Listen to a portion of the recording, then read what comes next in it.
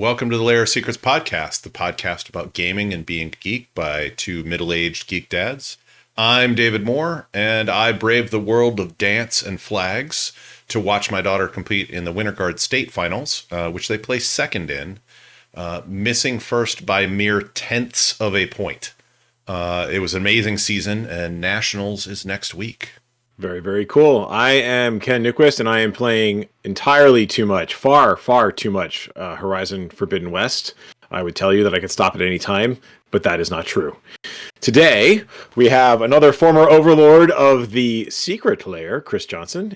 He's also a middle-aged geek dad like ourselves, former podcaster, all-around great dad. Over the years, we've occasionally heard stories at his game table. Of his game table and his family's exploits, and we wanted to bring him in to talk about gaming with family and bring up children who game. So welcome, Kris. Good evening. Happy to be here. It doesn't feel like a trap yet. It's not a trap. That's totally not a trap. That's the way it's been designed. Lull you in. Yeah, no one knows. The best traps don't, right? Yes, this is true. This is very, very true. Just ignore like the mechanical arms and the big metal claws and all that good stuff. All the shiny things. Because there is no trap. Just go for the shiny things. Yep. So why don't we begin at the beginning, right? So how'd you get started gaming with your kids? Well, actually, my son wanted to play D&D really badly, and we had a couple of neighbor kids that were about the right age. And so I decided to take them through like the D&D beginners, like the beginner set, the Lost Mines of Phandelver. Yep. And it was hilarious. So we had my son, and we had our neighbor who's been living next door since my son was very, very small, and then we had a relatively new neighbor, and his stepbrother had joined us. And so we played. It was a summer game. It was great. The kids would come over, just completely devour. Like I've never sat at a table where a bag of Doritos got opened, and before I could even think about eating a Dorito, they were gone. Right? I mean, they would just inhale these snacks. But they came up with great characters. They had a lot of fun. Unfortunately, we didn't get as far as I would have liked. I would have liked to take them through the entire adventure, but summer's only so long, and when you're dealing with, it's hard. You think it's hard to schedule things with adults, and wouldn't it be easier if we were all just kids? And it turns out not really. No. Especially if you've got kids who are from they're stepbrothers, and so one kid's got to be with one set of parents on 1 week. So scheduling became very, very much a challenge for us. But we had a blast while we were able to play. And then the school year started up again, and everybody's got their activities. My son's in marching band and orchestra, and he wasn't at the time, but he was. All of the kids had activities, and one of them was a little bit older, and I think he's graduating this year. That's not fair. But anyway, from there, that kind of put the bug in with my son, and he really wanted to play some more. So we said, well, what if we got a family game together? And so it was, we started well before the pandemic hit, and it was myself as the DM, my son, my wife, our niece and nephew, and our niece's boyfriend. And so we had kids in the range of early 20s to kind of approaching mid-teens when we were there. Plus my wife and I, both in our 40s. And we started with the Sunless Citadel, and we played that adventure all the way through. And it was kind of amazing to me because, here's these kids, and they latch onto stuff. And there was an NPC gnome named Erky Timbers in that adventure that you run across and you free when you're in the Sunless Citadel, and they latched onto him. They loved that character so much that he's got his own theme song, which appears. They sing it. We're not on that adventure anymore. We haven't seen that character, but this theme song pops up at least once every time we get together. We killed two of their characters. Mm. My wife's character and my nephew's character both decided at the same time to go down this to descend this 80-foot high shaft on ropes, and both failed their just miserably failed their Oh no. agility rolls, and so they both plummeted. And I start adding, like, I'm looking at the rules, and it's like you're doing X number of damage, X number, points of damage per 10 foot of the drop. And I just grabbed this handful of dice, and it was terrible. And I rolled it, and they were both like splat, right? Yep. So that kind of was a big ending to one of our sessions. And then we kind of the next week introduced their replacement characters, and we did a little wiggling, got them in. And but we finished the Sunless Citadel, and then we started on the Curse of Strahd, and we got a goodly way into the Curse of Strahd, and then COVID hit, and we weren't able to get together anymore, because this would be literally every week at our house. We would order a boatload of takeout because, as previously mentioned, these kids can eat a lot of food. So it'd be Kids like, are piranhas. so there were like the Wednesday leading up into our Friday game would be like, what are we going to feed them? All right, we're going to do Chinese this week. My wife's like, I'm going to make chili, or we're going to do burgers out on the grill, or we're going to order, literally $100 worth of Chinese food. Yeah. Spaghetti which is actually a usually lot. good. Yeah, spaghetti works. Pizza. Everybody loves pizza. So COVID hit, and I thought about taking the game over into, online and using Zoom or Discord or whatever. And we decided that no, the Curse of Strahd, the way we were playing it, we wanted to play that game in person. That was going to be the thing. So we put Curse of Strahd on hold. And during the pandemic, we didn't game as much as we would have liked to, but we did start playing what we called Space Heist, which was my taking the Cypher system and the Stars Are Fire, I think is the name of the space expansion for Cypher. Okay. And I found a 1-page, 2 or 3-page maybe, little one-shot adventure that I adapted, and then once that material ran out, which was literally one session, then I was just flying by the seat of my pants. And the great thing about it is how the kids just they're so into it, and my niece creates these characters that they're so much her in them. There's so much of their personality comes through. My son's just a complete screwball when he creates his character. So his Space Heist character is a guy who fixes doors on board the space station. And he is absolutely obsessed with doors. And we've had long discussions about whether a porthole or a portal or a different is actually a door or not. And he's like, of course it's and they find ways to work these ridiculous quirks into the adventure, and it's so much fun when they do. And I found this image of like a corgi mix, anthropomorphic corgi mix, decked out in body armor, carrying a big old rifle. And I thought, this is perfect. I need to introduce this as an NPC. And I did, and the kids just lost their freaking minds over this thing. And they were like, we need to take him with us. He has to come with us. His name is Kibbles, and he's got to come with us, and he's got to be, and unfortunately, the way my niece is old enough where she's got a job. Actually, she's got 2 jobs, and she was going to beautician school at the time, and that really started eating things up. So we kind of faded that off, and then everybody got vaccinated. We were able to get back around the table. We're still, I think, probably about 2 sessions away from finishing Curse of Strahd, and I have no idea what we're going to be doing after that. But there's definitely these kids have an appetite for it. They really do. It's fantastic. Nice. And it sounds like you played different game systems as well. So like it didn't matter that it wasn't D&D.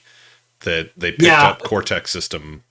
The thing with they picked up Cypher pretty well. I wish I had. I mean, there were times when I was kind of struggling with it, and I know that my wife does not like to learn new systems. It's not her favorite thing in the world. So if we could stick with the D&D, but the problem is we got into the middle of this, and the question of what we're going to play next, and I just started going out and buying new systems. So I picked up Scum and Villainy, and I picked up Blades in the Dark, and I picked up Stars Without Number, and I've got the core rule book for Pathfinder over here, and I've got the Starfinder beginner's box, and I just started just grabbing all of these RPG resources, thinking, what can I steal from here, and what can we do next, and what kind of thing do we want to do next? I've got a plan for doing kind of a detective noir superhero kind of but with supernatural stuff going on. But it's just a matter of when can we do it, because we do need to finish Curse of Strahd, and those characters need to be immortalized in whatever way we can, because they're so attached to them now. It's funny. Nice. That's very cool. I think I had a somewhat similar experience. So my gaming group, as we mentioned on previous shows, has been around for a very long time. So we've been playing together for like 25 years. And so the plus side of this is that we've all had kids, and our kids finally got to this point where they were all of an age where they would actually want to play D&D, right? Like, we got this when they were all little, we had to get supersized like D20 so that like my daughter wouldn't swallow it, right? Because dice are choking hazards for 2-year-olds. And so my son really wanted to play D&D, and so a couple of the kids our kids within the gaming group wanted to play. And so for a couple of summers, I think for like 2 summers, middle school, there was like this kind of nice golden age of like a year or two where we were getting together at least once or twice a month to play. We were playing Keep on the Borderlands, and with some heavy editing here and there. And the thing that I enjoyed the most about that, like the things where they would surprise me, is they would get, like you were saying, with like they pick up on a thing and they just run with it. So there were goats. I had thrown away, like there was this throwaway, like, hey, there's this guy in town in the keep, and he's selling his goats, and like, so is there goat milk? Like, yeah, there's goat milk. We want a goat milk shake, right? And I want to play with the goats.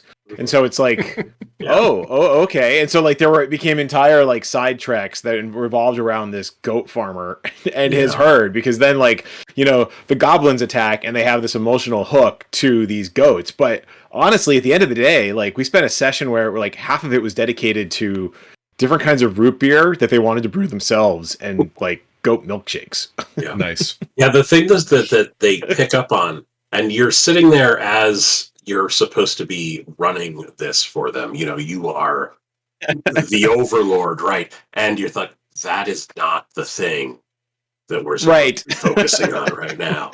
And the crazy stuff that they do with Curse of Strahd, especially, my wife plays the cleric, and she's like the moral compass.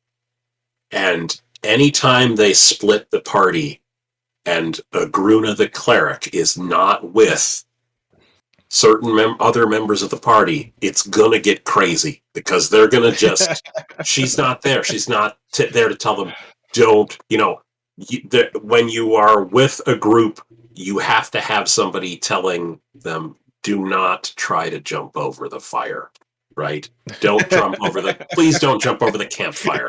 That's the adult. Agruna is the adult. My wife is the adult. I'm just sitting back here going, you guys do whatever you're going to do.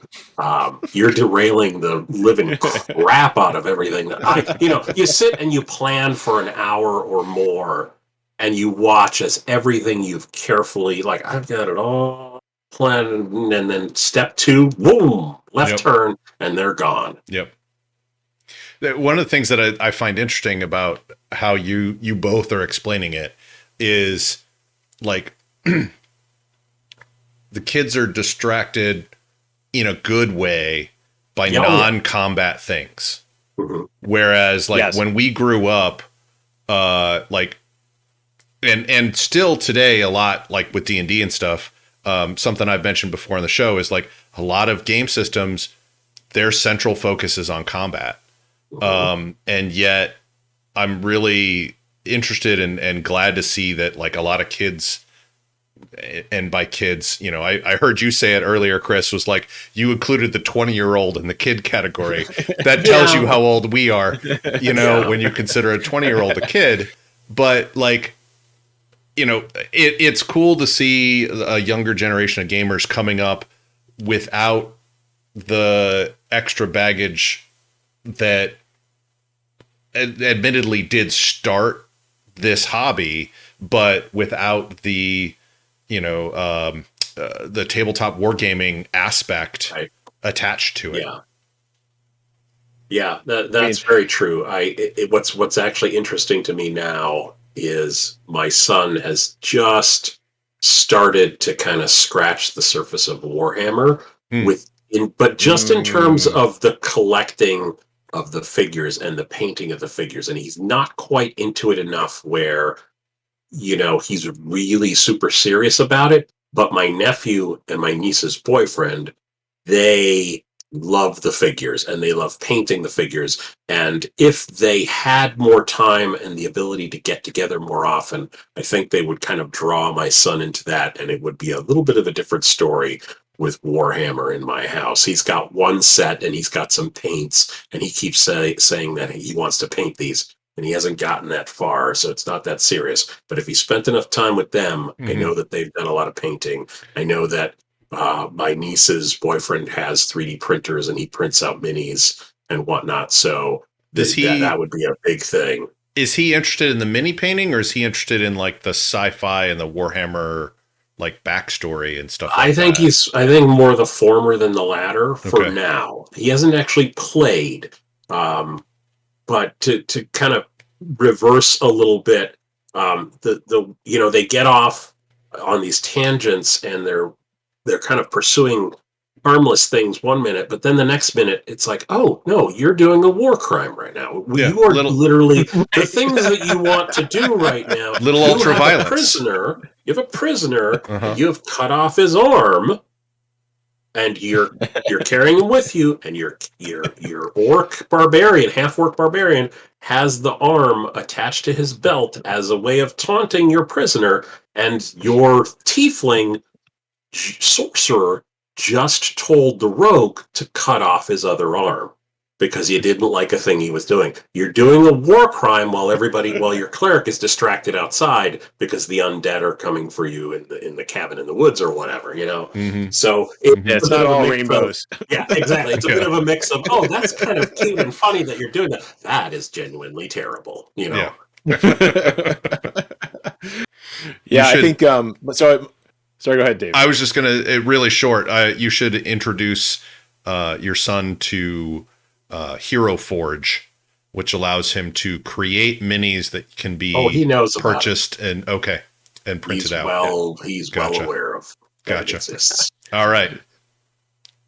So what I was gonna say is my other group that I've been playing in for like the last 4 or 5 years is every summer we go to Lake Champlain with family friends, and we've been doing this since my son was 2.5, and his friends who are twins were also 2.5. So I think I think I may have mentioned this before. Like, this was a terrible idea.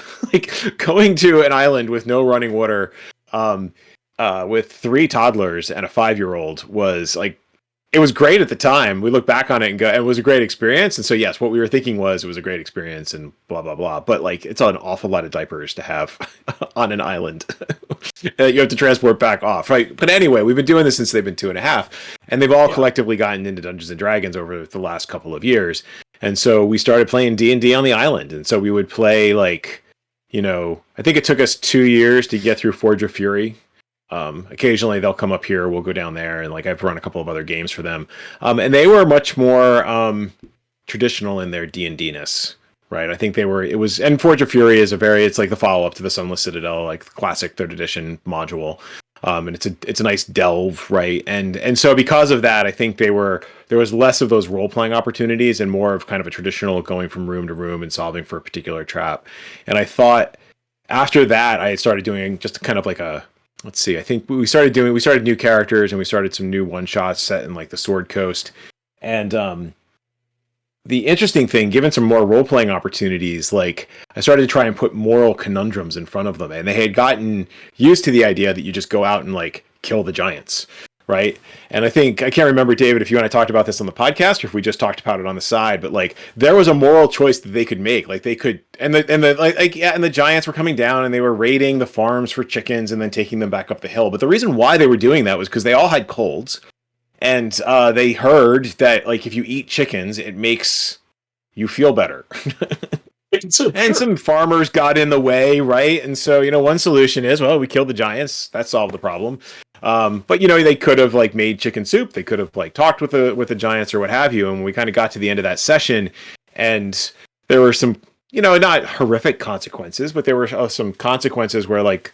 I think the druid who had sent them on the quest was like, well, there were other options. And they're like, what do you mean? And then they started feeling a little bad about it. And it was interesting to kind of put that moral quandary before them. And they were like 13 when this happened, I think.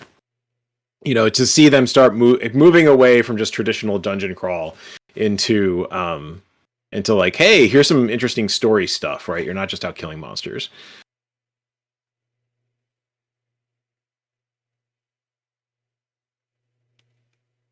So, in your experience, Kris, like what worked and what didn't? I find, and it's part of it is me, and part of it is this particular family group, especially. I find that the more that I think I'm prepared for a thing, like there were weeks where I had so much prep done ahead of time, and I'm like patting myself on the back, good job, you're great, and then just to watch it kind of go, what just happened here? But I think what I've learned is prep for the start of the session. Don't try to prep for the middle or the end. Don't, for God's sake, don't try to plan where a session's going to end, because it's never going to be there. But make the start of the session as memorable and interesting and cool as possible, and then have sketches for if they decide to go this way or that way, or some branching stuff is great to have, but invariably they're going to go the one way that you didn't plan for, and you're going to be scrambling going, all right, I didn't give this NPC a name, and I didn't actually read what this. And Curse of Strahd, by the way, is a terrible once you get into Castle Strahd, that is a freaking nightmare to navigate. And dense. There's so many rooms, and the way that they're supposed to find Strahd and the things, and you have to let go of the way that you would do it. Like, I'm imagining as the DM, if I were in this party and I've set forth this tableau before me, I'm going to investigate every nook and cranny of this particular room, and I'm going to find the secret door, and we're going to go behind the organ. And it was like, oh, but there was wine there, so now the half-orc is drunk. And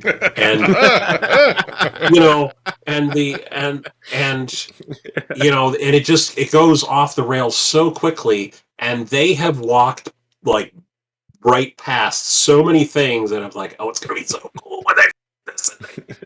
It's like, oh, come on, like, no, they're not looking for secret doors. They're not, they're literally find Strahd, and if he's not in this room, get to the next room and the next room and the next room, and oh, I don't want to go down that hallway because there's too much water in the sunken crypt, kind of a thing. It's like, yeah, but that's where he is. Please go that way. Right. Please go that. No, they turn around and they go right back at this. What are you doing? So prep the beginning. Do not get too hung up on where they're going to go, and be ready to change things. Like, canonically, according to the Taroka reading that they did 80 sessions ago, Strahd is supposed to be here, and I'm like, I'm coming to the realization that I'm just going to have to throw Strahd at them at some point. They're just going to have to. He's like, oh, occupado, I'm in here. Oh, and knock on the door. It's a restroom. Nope, Strahd's in there, and he comes out, and there's the big bed. I don't know how it's going to go down, but it might have to be that way because they're never going down in that sunken crypt because for one thing, two of their characters are too short for the amount of water that's in there. Nice. So I think, I believe we've ruminated on this before, but everything old is new again because you're here. The thing that I found, particularly with the summer game, but really with all of the cases, is like they don't get the cliches and the tropes and all of the stuff that we've been steeped in for the last 40 years, right? And so the idea that there might be a secret door behind the Oregon. Yeah. Hey, Natalie, how's it going? The Pacific Northwest is loaded with secret doors. Yep. It's totally. Yep. You go to Oregon, you go to Portland, right? And you're just nobody walks on the street. They're just going from secret door to secret door, right? That's right. Mm-hmm. But they don't necessarily even get the trope that a secret door is behind an organ, right? Because maybe they haven't played enough Clue. My kids have played Clue, although I think it was Harry Potter Clue, so it wasn't even proper Clue. But the movies, right? Growing up watching Conan, and my kids, of course, were raised properly and watched Lord of the Rings, but it's been a bit, But I don't know that they internalized it in the same way that my son and my daughter internalized Zelda, right? When they're reminiscing about the classics, right? They're reminiscing about Twilight Princess, right? Or Pokemon Mystery Dungeon or something, right? Right. It's also interesting, secret doors were a big thing when, I was young in my teens. It was just a huge thing. It's one of the special abilities of being an elf, the both class and race in basic Dungeons and Dragons was if you pass by a secret door, you have a 1 in 6 chance of just finding it. Mm-hmm. Secret doors aren't really a thing in 5th edition D&D that often, and they're definitely not stressed by giving someone a native ability to just find them immediately. But how cool is it when you were a kid and you're younger and you're playing D&D and you're the map guy and you've got your graph paper and you get to write that S over that one line. You look like a wall. Or now or discovering, hey, there's a big gap in this area. Let's look for that. Let's see if there's a secret door into someplace. So you probably did the same thing in your earlier D&D adventuring you go into a room, you check for traps every inch of and then you're looking for secret doors, that's what it said to do in the manual. You do those things before you leave any room. You have checked for traps, you have checked for secret doors, and then you go on, right? Yeah. And all the classic dungeons assume have traps, have things they're assuming you're going to find them. I did the Sinister Secret of Salt Marsh, which was completely lethal. I've had so many conversations with people about how 1st edition characters are superheroes in Dungeons and Dragons, and they're invulnerable. I killed so many PCs. This was with my gaming group, not with the kids, because one of the things you have to reach into a chimney and find a loose brick, and because we're all gamers and we know what to do because we've been doing this for 30 years. Of course, they go in and they pull out the brick. Well, what happens? Giant swarm comes out and just stings the guy to death. Because that's what you do in a 1st edition module. Yeah. You pull out a brick and you die. Yeah. And they just haven't had those experiences, nor do I think it sounds like we subjected them to them. And yet in the initial group that I started with the neighborhood kids, I had one kid who was totally obsessed about how many arrows he had. And literally after every battle we went into, he would ask me, all right, now how many of those arrows that I shot and that they shot can I pick up? Mm-hmm. Very focused on their equipment and making sure they wouldn't run out. Minded. Things like that. Yep. Yeah, he was not running out of arrows because it was literally, if an arrow got shot, whether he shot it or not, he wanted to know if he could pick it up at the end of that, etc. Yeah. Yep. Yeah.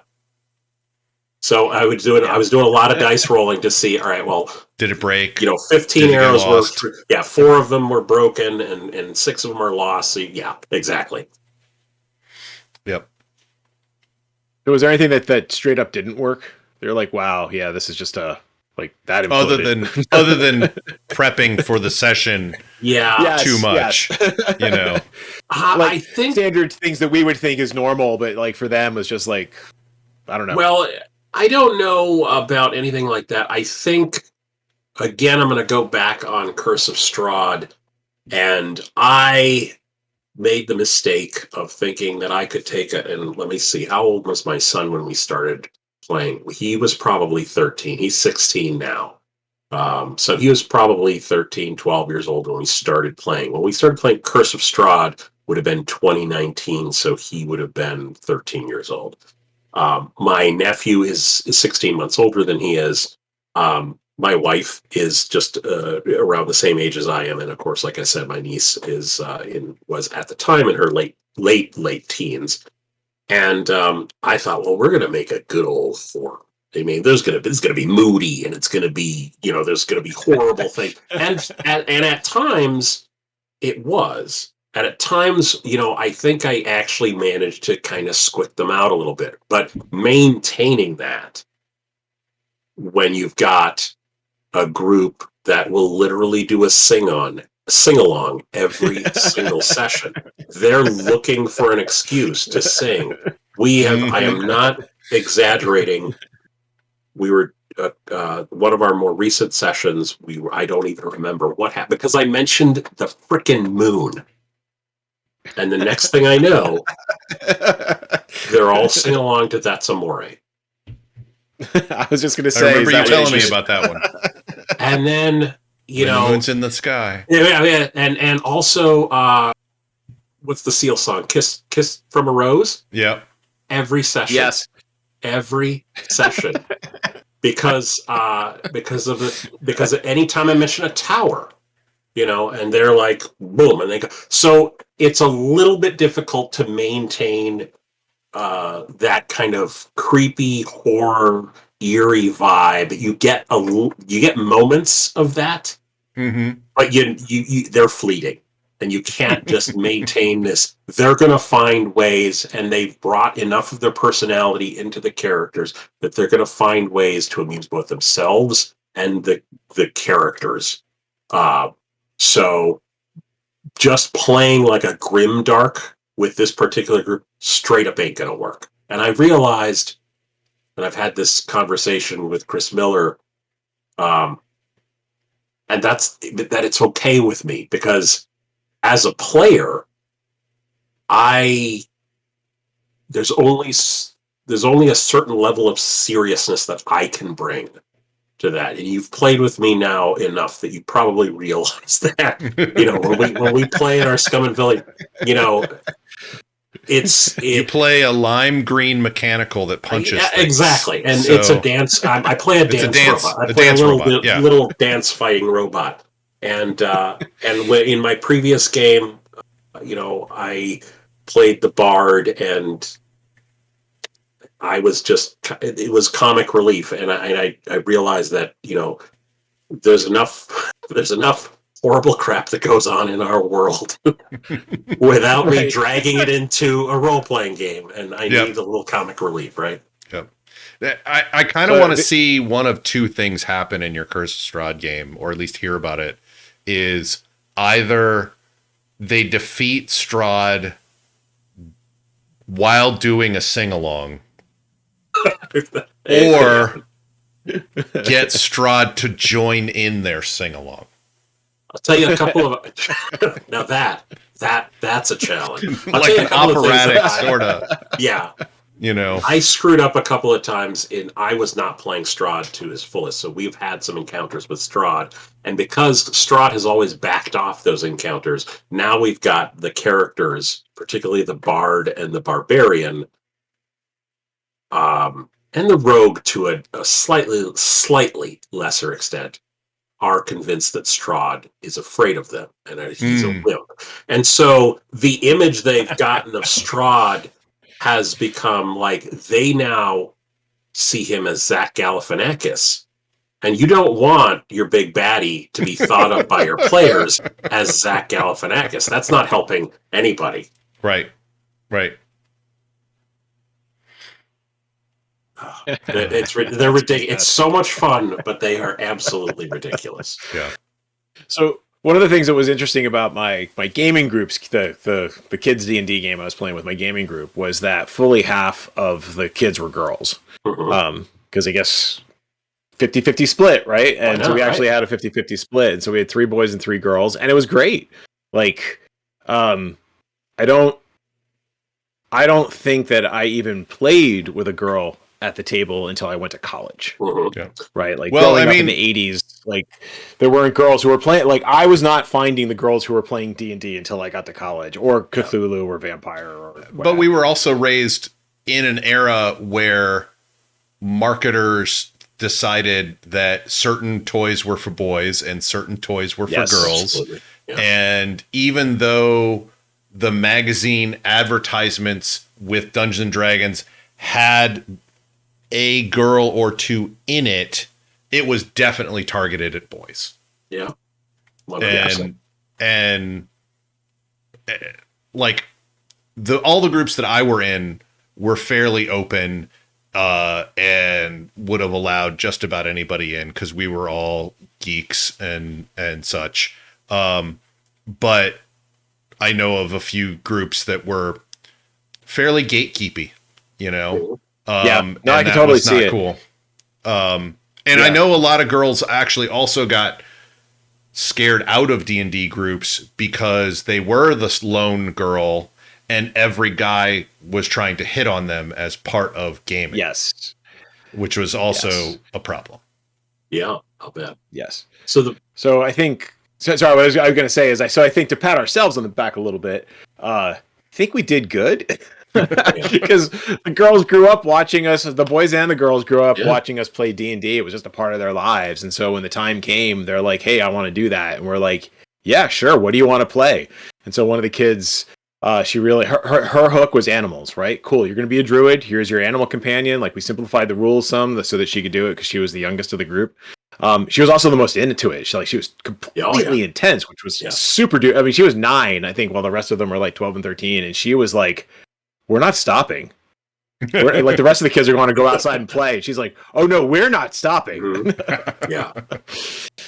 Sorry, so in the family game, in the first game it was all boys and then myself running it. In the family game, we've got my wife and we've got my niece. But to kind of reflect on what you just said, if there is one person around the table who is like the most into it, it is definitely my niece. She is definitely like, I don't want to say takes it the most seriously, but in a way it is. I mean, she really gets into the whole thing, and she's the tiefling sorcerer, and so it's fire, fire, fire all the time. So she's incredibly effective in combat, but also, there's a lot going on character-wise there that I get to play around with. And then, with my wife at the table, she has actually played, she played much more D&D in college around that age than I did. I did not. She went to Bowling Green State University, and she stayed in the dorms. When I was in college, I was living at home and commuting to college, so I didn't have that dorm experience. So she was in gaming groups pretty much through her time at college, and so she's much more experienced with D&D than I am. So she's kind of an old hand. It's just a matter of getting used to the latest iteration of it. So she, can crank out a character no time flat, and she also takes it pretty seriously. She's got a good background, and her current character is the sister of her original character who died in Sunless Citadel. So I get to play with that a little bit. So when I do need a moment of horror, I get to kind of project her brother into a scene and make sure that she knows that he 100% blames her, at least within Barovia. He blames her for his death, and she could have saved him and all this. But yeah, she does get into it, and she's the one, I think, who is most driven to finish the adventure. Now, whether that's because she's just getting tired of going through the castle with these bozos? I couldn't say, but she's definitely propelling it forward. And so from a character perspective, they're all very well fleshed out.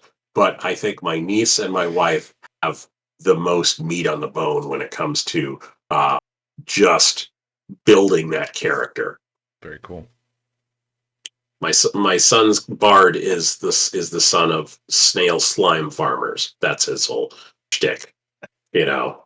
And the half orc was raised by wolves, and the the rogue is a half elf.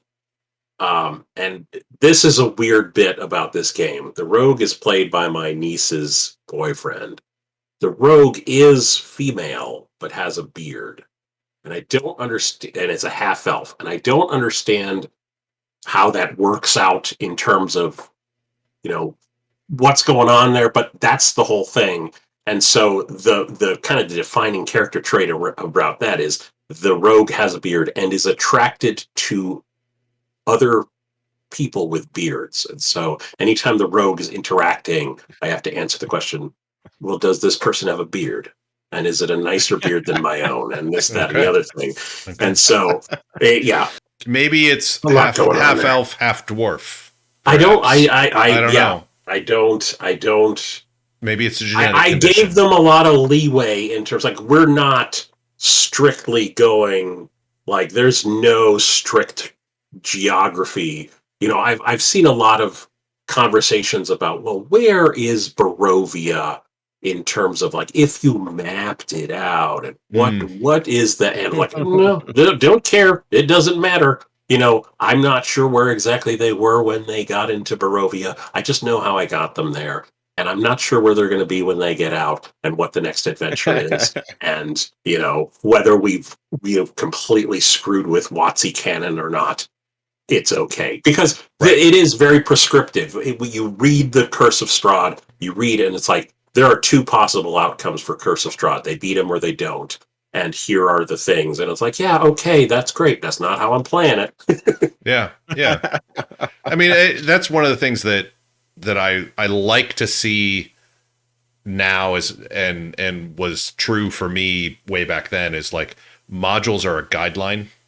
Mm-hmm. And they're sources of inspiration, and you might play through a module, but only rarely have I run or played in a module and we actually stuck to the whole thing.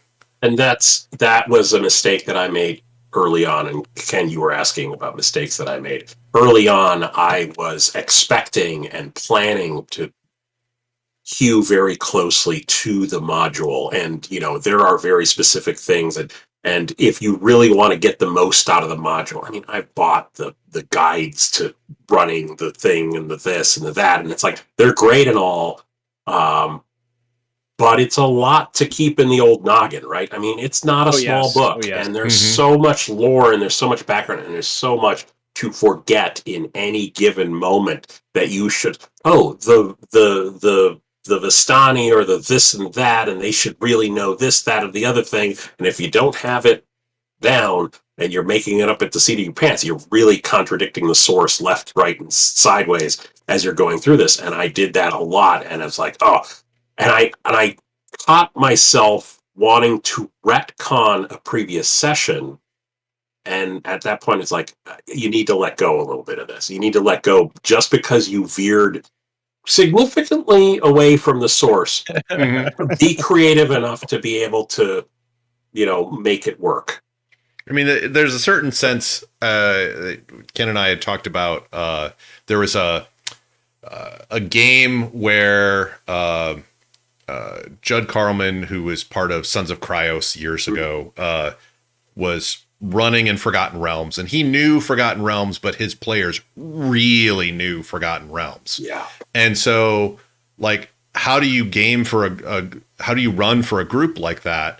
And like, you don't adhere to the canon, or you make it your own, which sounds like what you're doing. Like, one of the things that they did was, the very first session, they're going into the Vale where Elminster lives, the iconic wizard of the realms, and they find him crucified at the entrance to the Vale. Nice. And it's like, this is not your dad's, Neverwinter Nights sort of thing. This is not your dad's Vale, etc. And so, it's like everything from here, up is down, left is right, the sky is purple.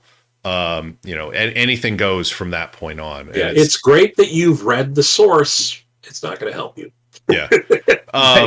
But it's still, the flavor though is still there. Yeah. But anything after that, if you think what's going to happen after this, all that's off the table. And it sounds like, you're using, as long as you can kind of remember the things that you did make up that are contradictory to the canon and still keep that going. So there's a little bit of verisimilitude for your group, and it doesn't break their suspension of disbelief. I think you're golden. One thing that I do at the start of every session before we actually get underway, that has been an incredible help to me, and it's been fantastic, is that I ask one of the players to give me a recap of what happened the session before. Mm-hmm. And my wife is taking notes the whole time. So hers are very kind of linear, and because she's literally looking at her notes. And my niece is also taking notes, but hers are a little bit more freeform. So I get a little bit of a different experience if I ask her. And then if I ask my nephew, I will get the saga. And he's not written any of it down. He just knows it. He's absorbed it that much. He's so into it that he will give me the saga. And of course, he gives it from his perspective, where his character, the half-orc barbarian, is, he's the leader, he is the father figure, he is the baddest of badasses, and he's just the best there is. And it's so funny to have him bring that particular, just on purpose, bring that particular perspective to it. But he also remembers stuff that I completely forget, because I'm very bad about writing stuff down while I'm running the game. It's not easy to keep up with all of it. You got other stuff to do. So sometimes I make a note that I need to remember a thing, but more often than not, I don't. And my nephew will come up with these like little details that I had completely forgotten about. Like, oh, that is actually incredibly helpful to me right now. And I'm so glad you're the one doing the recap. Yeah, I also like using when I'm able to get my group to buy in with that and give me a good recap. It also shows me like what they found important out of the last adventure. Absolutely, yes. And what I can use, like if I'm running a sandboxy type game, like what can I use from that recap in future adventures? Because they remembered it so vividly, I can then use that as a plot point or a character, have that character return or whatever in a future game. I made the mistake of using one of the, I don't remember if it was an NPC name in the book or if I used a random generator, but I named an NPC that they ran into on the road and who became important for 2 sessions. He was important, but I named him Denith. Denith. Mm-hmm. That was a bad thing. Uh-oh. Because they heard Dennis said with a lisp and ran with it. And so Dennis turned out to be a werewolf and he had been bitten. And so it was like, Dennis is very suspicious. I think he might be a lycanthrope. And it was something is wrong with Dennis. And it just went it was terrible and hilarious all at the same time. Mm-hmm. But they will do, they love intimidate rolls. Oh my gosh, do they love intimidate rolls? We got people at home who are maybe thinking about, gaming with their own next generation of gamers. So do you have some advice on how to get started? I would say, start small. The Sunless Citadel for us was a really good chunky size. It wasn't too big. It wasn't too involved. Lost Mines of Phandelver would have been a great way, even with this group. The only reason I didn't run my family group through Lost Mines of Phandelver is because my son had already seen part of it with the other group. So that, like, start small and be willing to improvise, and just, don't box them in with the rules. I find that the more time I spend, because I'm not by any stretch of the imagination an expert when it comes to the 5th edition rules. And I have a player who knows the rules much, much, much, much better than I do, particularly how to play combat in such a way that, like, he's totally min-maxing it, and to the point where it's like, oh, come on, really? How much damage are you going to do this turn? Just okay, I get it. 8,000 damage. Yeah, exactly. But be willing to flub things, not necessarily dice rolls, but that's sometimes a necessity.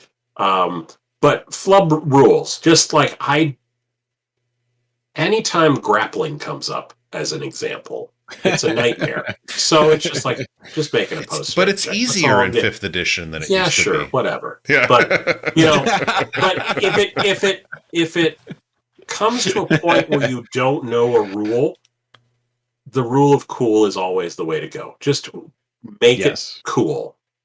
Yeah. And, I think holding attention is a thing, with some of the younger groups. Some of the older groups too. So yeah, like going with rule of cool, or this is how we're going to play it this time, and we'll look up the rule later. Yeah, absolutely. Is another way I've done it too. Yeah, I have started sessions, as we set, because there's always half an hour of eating before we begin.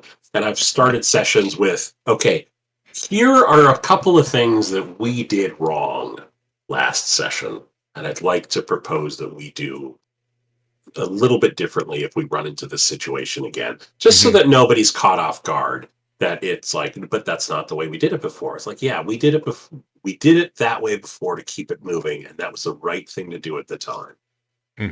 Right. I think my advice, because I started with younger gamers. I think, like I said, I think I'd have to go back and look at my Nuketown posts, because I know I did a couple of gaming with kids posts over the years.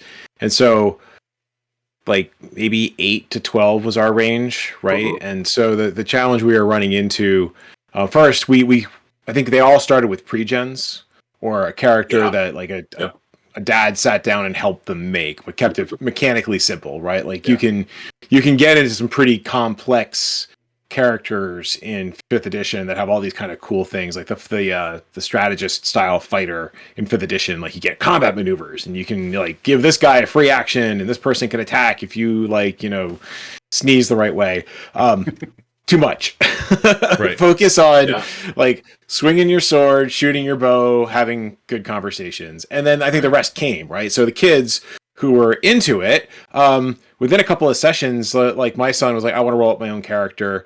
With our summertime game, after a summer or 3, like two of the boys were super into making their own characters. Now they're buying the rule books, they're customizing. I want to play a druid, I'm switching. We just, like, bring them in at a higher level, right? Other guy, he's still running the same pre-gen, just leveling up every time, right? Like, easy peasy.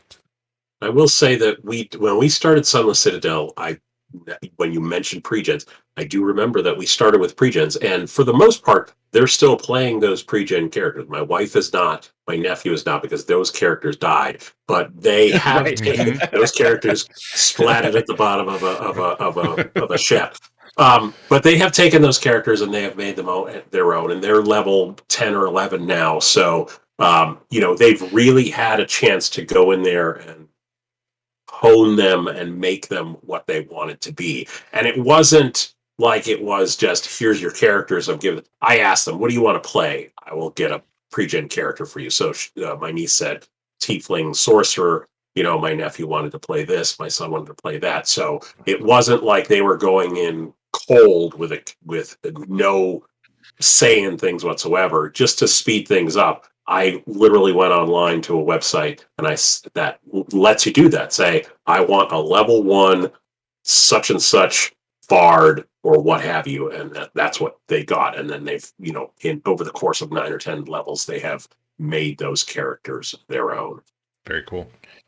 Yeah, I think the other thing that I learned, and I think it's particularly appropriate for us of our age. I think it might be actually different for people who are gaming with their kids if they're in like their early 40s or late 30s or something like that.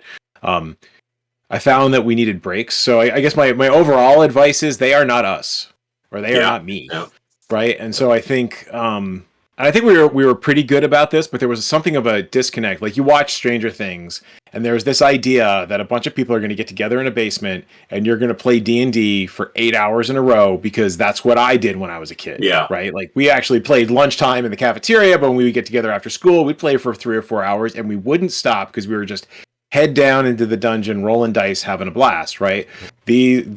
Our kids were not like that. They need breaks, right? So we would play for an hour, hour and a half. We would stop. They would go outside, burn off some energy, come in. Maybe we'd only go for another hour. Maybe we'd only go for another 45 minutes. But it was like it's like any group, but more so like read the room, right? Like if they're not focused, if they're not paying attention, if they're poking each other with pencils and throwing dice at each other, as David was saying, like get their attention somehow, or say, hey, you know what? Like maybe we just need to take a break, and that's okay. I mean, when we grew up, we had 3, maybe 4 channels. Right. No internet. No internet. Our phone hung on the wall. Yeah. And outside and books were the super interesting things. So being with your friends for 8 hours straight was super entertaining and, had its own built-in breaks then as well. To your point, you weren't in contact with them the way that they can be now. Like you didn't have a thing that, they're connected on Twitter, they're connected on Facebook and all Snapchat the time. Or whatever. Whenever they all want the time. to be. Whenever they want to be. Right. And it was like, sometimes I'm not even allowed to use the phone, right? I will say one more thing about the group. It's very gratifying and cool to see that, like, my son has gone on and he has played RPGs with his friends at school, separate from our game. My niece and my nephew and my niece's boyfriend, they game together all the time with their other friends. So this is not the only game that they're in. It's the game that we play together. It's the game that kind of started them, thankfully. To me, it's like that's kind of another pat on the back, because that's the game that really kind of started them down the path. But we do hear from them. It's like they play so much more D&D when they're away from our table than I even thought possible. It's like, how many characters and scenarios and whatnot have you run through apart from what we played at this table? You've played so much more D&D than I did. Yep. That's fantastic. I think we were on that. I think COVID really put a hamper on a lot of things, because it stopped, right? Like I don't remember exactly. Like I think we were kind of on a downward trend, and like we were trying to game ourselves, and like people's schedules were getting crazy and what have you. So there were other reasons, but COVID really was a challenge. And David and I have talked about this before. Like one of the challenges right now is they don't have a person in their group who wants to be the DM, so they're not picking up the ball and carrying it forward just yet. But I think they're going to have that moment. I hope he has that moment. For that matter, I hope my daughter finds a gaming group at college if she wants to. But yeah, mm-hmm. But that's the key thing, right? Like you need somebody who wants to run it for it to be truly self-sustaining. And hopefully we've given them the skills to do that. Sounds like you definitely have. Or you need to find one of these, GM-less systems, but I don't know. But you have to find the group that likes that GM-less system as well. Yes. And I found that is with GM-less systems and with system, the D&D is the most popular role-playing game in the world for a very good reason. It's not that, I mean, as adults, it seems like it's a huge hassle to get together a group who wants to and can play. But when you're younger, even though there are still challenges, it's not that hard to get together, even 2 or 3 friends who have heard of D&D and are interested in playing it. If you're going to throw something like, and I can't think of a single GM-less system off the top of the item, Kids on Bikes or something like that, where it's a really cool concept and it's much more of a collaborative storytelling, but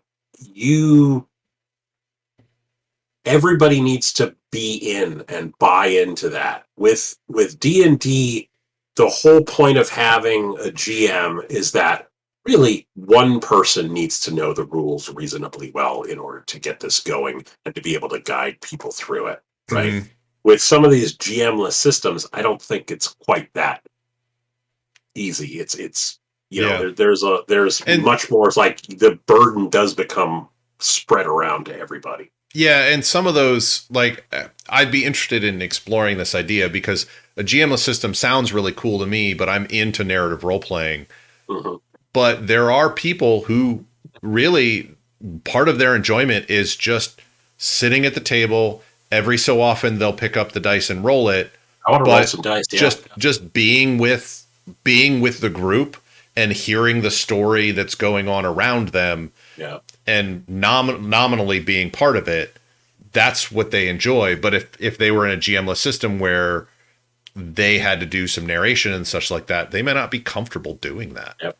You know, absolutely. So there's a little bit of everything for everybody. But you know, I agree that D&D grew to its size for a variety of reasons, but having it as kind of the lowest common denominator, not in a pejorative sense, but like being able to say, hey, I play D&D, allows you to get people together and to identify other gamers. And then if you need to go, or if you want to go to other systems, you still have that doorway to go through of D&D to reach those other places. Very, very true. So, Kris, any other thoughts before we say goodbye for now? No, I think I covered just about everything.